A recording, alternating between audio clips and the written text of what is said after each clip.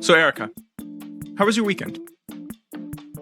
It was good, and it was full of tariffs. My colleague Alex Durante and I stayed up almost till midnight Friday night, modeling the new tariffs that the president announced after the SCOTUS decision. And then I was at a birthday party Saturday morning, and a little notification went off on my phone, and the president had increased the tariffs to 15%. So then that afternoon, we worked again on the tariff math to see what the 15% rate meant.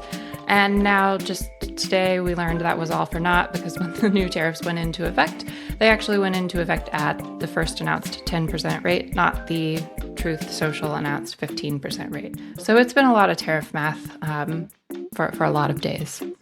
And you got to be careful about the those Truth Social those tweets, those posts, because you don't know whether they're going to come to fruition or not. And I do have to say, did you just yank your kids out of the birthday party? You were like, oh my God, we got the update and birthday party over now? We kept partying. We kept partying. And then as soon as we got home and they started their naps, then the tariff math started. But I also had my daughter listening to, my daughter's 6, and she was listening to a tariff briefing that I was tuning into yesterday, and she just kept giggling from the backseat of the van. And I was like, what is so funny about this? I don't get it. And then finally she says, Mom, what are duties? Because she was hearing it say IEEPA duties, but in her 6-year-old brain, IEEPA and duties aren't separate words. And so she kept hearing all these people talking about duties, and I just thought that was hilarious. That's really funny. I do have to say, this actually brings up another question for me then. What is the right age to talk to your kids about tariffs? They're pretty scary. So, You've got to start them young. You know, got to my start my young. 3-year-old, if I ask him what tariffs are, he's like, they're mean. So he gets it conceptually, but you know, Okay. Okay. So he kind of understands. He gets what's going on. We'll yeah. bring him into the podcast later. Maybe like 7, 8, we'll get him on as guests. Um, all right. So this is the Deduction podcast, and we are here today with my wonderful co-host Erica York to talk about tariffs. Now, unless you've been living under a rock, potentially, basically the Supreme Court ruled that the emergency tariffs are a lever which Trump can no longer maybe willy-nilly pull in the way that he has. But we're going to walk through the legal reasoning and some of the policy fallout of this. So, Erica, could you walk us through what did the court decide? So the question before the court was pretty simple, actually. Does this law, IEEPA, allow a president to impose tariffs? And what the court decided was no. The different justices kind of used different legal reasoning to get to that no, but it was a 6-3 decision that said very clearly IEEPA does not permit a president to impose any tariffs. And if you look at the language of the statute, it doesn't use the word tariff, it doesn't use the word duty, it doesn't use the word tax. And so, because the decision says because taxing power is an Article 1 power that rests with Congress, Congress has to very clearly delegate that to the president if the president's going to do it. And so, because there is no clear delegation of taxing power, tariffing power, in the language of the statute, the president can't use this statute to impose his tariffs. There were dissenting opinions saying that, maybe this falls under the foreign affairs umbrella, and so we should give more deference to the president here. But the majority said, no, this is very clearly taxing power, and it's very clearly not given to the president in IEEPA. If you look at other statutes that let the president impose tariffs, they have very clear guidelines, like maximum rates or duration or steps you have to go through before you impose tariffs. IEEPA has none of that. And so that struck down all of these tariffs that the president had imposed under IEEPA. Now, and those tariffs are inclusive of like the Liberation Day. We all saw, like, the photo that he was holding up, or that big board that President Trump was holding up. That's an iconic photo at this point. Those Liberation Day tariffs are struck down, and then I think that the border security, the fentanyl tariffs, those are struck down too. So those were the main ones that people have talked about. That's right. Liberation Day, the fentanyl tariffs. So those were applied to Canada, Mexico, China. The Liberation Day plus the baseline tariffs were applied to virtually every U.S. trading partner. There were a couple others related to oil and India and Russia, those are now gone. In all, through December of 2025, the government collected about $134 billion of those different IEEPA tariffs. We estimate that through when the decision was made and those tariffs have now come off here in late February, it's probably something like $160 billion in unlawful tariff collections now, across all of those different tariffs that have been struck down. So, what is happening with all of the money then? There was tariffs were collected. If you saw the last podcast that we had on tariffs, I mentioned that I had to pay $70 tariff on some Converse that I ordered from Japan. I need to know, am I getting this money back? So there's a lot of noise right now, a lot of news articles about this, a lot of speculation, but the answer should very clearly be yes, the importer of record should get the money back. This was an unlawful collection. The tax has been struck down. So the people who paid the tax should rightfully get that money back. Now, there may be a difference between, like in your case, the consumer who bore the burden of the tax and who is actually the importer of record with customs that paid the bill. So there can be mismatches, right? Like if a business paid the tariff and then passed the cost on to the consumer is not legally owed any money. Now the business may decide like, oh, we feel bad. Oh, there's political pressure or social pressure to share some of that refund. But as far as process, the government will give the money, should give the money back to the importer. We've already seen some big headlines of companies suing. There's precedent in the past for these refunds happening automatically when tariffs have been struck down, but not at this large of a scale, right? We're talking something on the order of $160 billion.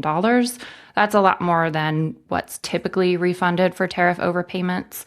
So it is a process question, but it should not be a question of is it happening? It's just how is it going to happen? Do people have to, go through a certain paperwork process? Do they have to go through litigation? And that's where we don't quite have the answer yet. So in my case, Erica, eBay is getting my $70. Yeah. Whoever legally filled out that paperwork and paid the tariff, unfortunately. Okay, it's fine. I'll be fine. I'll be fine without my $70. It's okay. It's not a big deal. It's whatever. All right. I'll keep us on track, and I won't just make this about my loss of $70. But anyway, so if we're thinking about with removing tariffs is sort of addition by subtraction, this will improve our economic outlook, right? Yes, but so we estimated that the IEEPA tariffs would shrink long run GDP by about 0.3%. So they were clearly having a drag on the economy. Removing that is good for the economy, full stop. But we don't know what's coming next. And I'd also add, like, in terms of was the ruling good? Absolutely. We should view the ruling as a victory. It affirmed what the Constitution says as far as who has the authority to tax. So in terms of the rule of law, this was a really good outcome. In terms of what's happening with the economy, it has less power because it was a really narrow ruling. It was just looking at, does this one statute let President Trump impose tariffs? No, it doesn't. But however, outside of that, we have a lot of other statutes that the president can use to impose tariffs. And so really uncertainty is going to be higher here in the near term because we don't exactly know what the president will use in his attempt to replace the tariffs that have now been ruled unlawful. So what are, from your perspective, what are the numbers? Like what's changed here numbers wise? We obviously have a model and we work on this and talk about this. Could you walk us through that? Yes. So right before the ruling, when the IEEPA tariffs were still in effect, we estimated that over the next decade, they were going to raise about $1.4 trillion of revenue.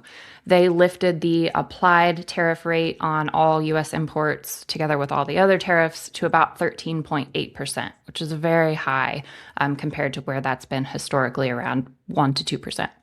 And we estimated that in 2026, all the tariffs together would cost households an average of $1,300. So that's where we were sitting right before the decision. After the decision, when the tariffs were struck down, all of that fell, right? We estimated that the average tax burden fell to about $400 and the applied tariff rate fell to about 6.7%. So you can see that the Supreme Court decision affected the bulk of the tariffs. But Friday afternoon, President Trump announced new tariffs under Section 122 of 10%, and those can only last 150 days. So while they were in effect, we estimate that that would have made up about 50% of the lost revenue. When President Trump threatened to take those to 15% instead of 10%, that would make up about 70% of the revenue. So where we've landed numbers wise is that at least during the next 150 days, they're making up about half of what they lost with IEEPA. On an average basis, households will still face a $600 tax increase this year. The applied tariff rate will still be somewhere between 10 to 12%. So while, yes, it's good the IEEPA tariffs are gone, they are working their hardest to try to replace that. And so that economic drag will just come right back when they do. And this obviously creates a lot of uncertainty for people, and this is something where that we've talked about before on different podcasts. Is this is not good for businesses because they don't really know what to do then, right? No, imagine that you're a business and you have like cargo coming off of a ship over the weekend. Does it face the IEEPA tariff rate? Does it face a 10% Section 122 rate? Does it face a 15% Section 122 rate? There was a period of a couple days where businesses didn't know, and that can be the swing of like tens of thousands of dollars depending on how much you're trying to bring in. So it absolutely undermines like the ability for businesses to plan, to make decisions, and then even when you do know what the tariff is, then you simply just know your added cost. So it's not like it's a good thing to have the tariffs in place. It's a good thing to have certainty so you can plan around it, but you're planning around an added cost. So it's really unfortunate that the pivot is going to be toward more tariffs rather than toward a rethink of the tariff policy itself. And then could you briefly explain maybe some of the mechanisms that trumpet? So we have the IEEPA, the emergency tariffs that are struck down by the Supreme Court, which is great. But could you explain? You mentioned Section 122, and maybe there's Section 232. What mechanisms is he going to be able to pull on now? So he's going to primarily be looking at different statutes that come from the Trade Act of 1974. Section 122 is one that people were probably not familiar with and have really had to look into lately. Section 122 allows temporary tariffs of up to 150 days at rates of up to 15% if the United States has an international payments problem. So there are a couple of tests or factors that the U.S. would have to meet in the statute, like a balance of payments deficit or a sudden and really large deterioration of the U.S. currency, either like a fast depreciation or a fast appreciation if the president was going to take the opposite action. If you look at the US economy, that's clearly not the case right now. There is no international payments problem. So we're already running into the question of, are these new tariffs unlawful? That is likely going to be challenged in court, but that litigation probably won't be able to play out in the next 150 days while those tariffs are scheduled to be in effect. The tariffs could extend beyond that 150-day period, but it would require Congress approving them. And most lawmakers have already said, no, there's not enough support in Congress to do that. So this is really a bridge to get to what the administration is going to do next, which is probably rely on some other statutes like Section 232, which are national security tariffs, Section 301, which are tariffs that look at unfair trade practices of foreign countries. There's also Section 201, and then there are the remaining anti-dumping, countervailing duties that are going on a continual basis at the Commerce Department. So there's lots of other avenues that the president's going to use to try to recreate the broad tariffs under IEEPA. It runs into problems though because these statutes, as I kind of mentioned, are all narrow. They have some type of limitation, whether it's on rate or duration or scope.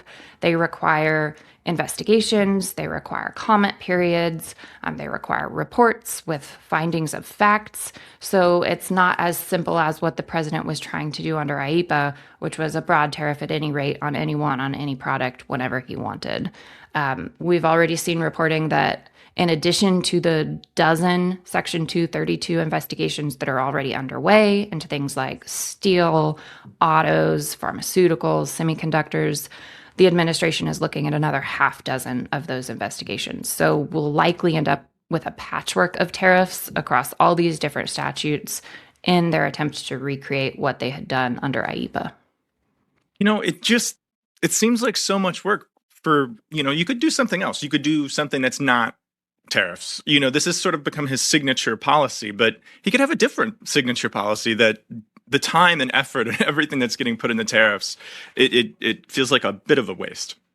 It's a huge waste. It's a waste in terms of the compliance and administrative costs. So we've heard reports already of importers bringing in the same product at different times and facing wildly different tariffs because of the interpretation of stacking order. That's likely to compound if we have an even larger patchwork of tariffs. So that's wasted time on the part of businesses attempting to figure out what their tax bill is when they bring something into the country. It's a waste in terms of government administration, enforcing all of these very complicated tariff rules. It's a waste of lobbying, as we're likely to see more firms lobbying to get their competition protected or their product protected or get out of under tariffs if there's an input they need that they don't want to pay tariffs on. All of it could be ended if Congress would stand up and assert itself and say, this is enough. This has gotten too crazy. We're going to revoke these tariff powers. We're going to look at reforms to the tax code, to boost manufacturing or make us more competitive, which tariffs have very clearly failed to do. But it takes an act of Congress to do that. And so right now, I think we're waiting for that. And it's not necessarily likely to come. But if things get, bad enough, maybe that will be the incentive Congress needs to finally pull back this power.